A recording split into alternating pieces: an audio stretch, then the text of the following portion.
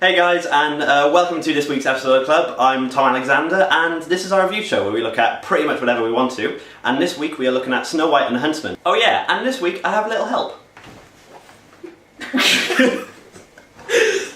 Well done, people.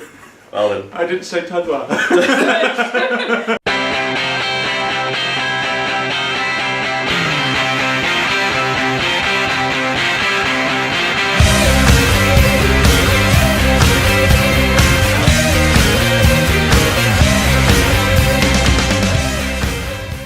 So this week's episode is going to be a spoilery one, so if you don't really want to know what happens, go see it and then come back before watching this. Saying that, the film doesn't really differ from the story that you already know. So let's start by getting this out of the way. This has sparked a lot of controversy when the film first came out, and that is with the casting of Kristen Stewart. Pouty. Pouty.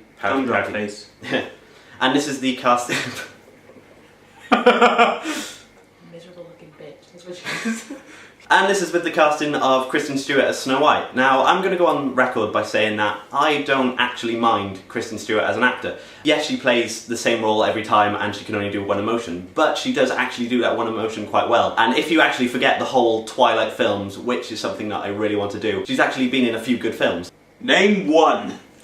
Name one. I've got a list here.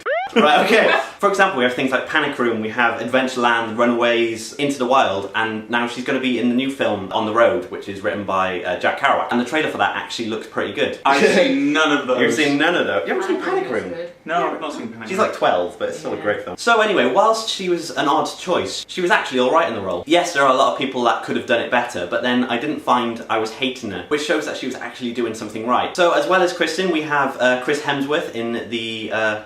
No, I'm not going to say in the role of the Huntsman. Oh! So as well as Kristen, we have Chris Hemsworth, who for this film seems to be reprising his role as Thor, or at least Thor's dirty, axe-wielding Scottish cousin. Thor! Which, whilst being entertaining, actually stuck out in the film, more so than Kristen's portrayal of Snow White. And then we have Charlize Theron, who is just simply amazing as the evil queen. This woman can act, and she pulls off being evil amazingly. And the character of the Evil Queen is actually one of the best things about the movie. Like, you've seen a lot of adaptations, that Evil Queen spends a lot of time talking about killing Snow White, but then never actually does it. Like, it's the whole Austin Powers scenario, the fact that you finally capture the main character, but then leave him in an easily escapable position. But in this film, after the Queen finds out that Snow White is the fairest of them all, she spends every opportunity trying to kill her. Now, the whole fairest in the land mirror mirror thing is actually done really well in this film. Rather than being a magic mirror, it becomes this extension of the Queen's psyche. At one point, a character witnesses her speaking to the mirror, only for her to be in a room by herself. Now this hints that the whole premise behind the story could stem from this deranged woman's mind, rather than a magic mirror. Now another thing I love about this film is actually the dwarves. Now these guys are actually played by actors such as Ray Winstone, Ian McShane, Nick Frost, Bob Hoskins, and add so much humour to the film because it's actually them. I'm just on dwarves.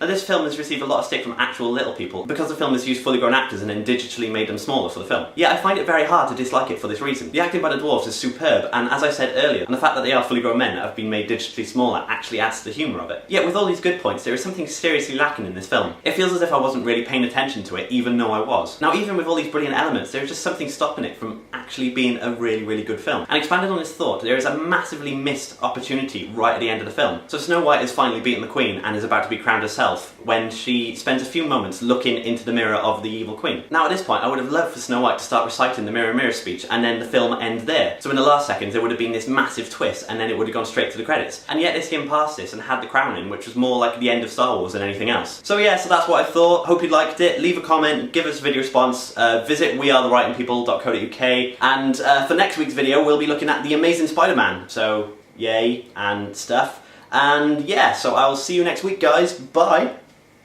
There's Tom's hand. And, oh yeah, I've got a little help this week as well. No. You just... stand up. So, like, I know this is going to sound wrong, but bend down. Bend down. Stand up and bend down. Like, out of shot, there we go. Tadwa! Out of shot. Okay, yeah, like that. Okay. Tadwa!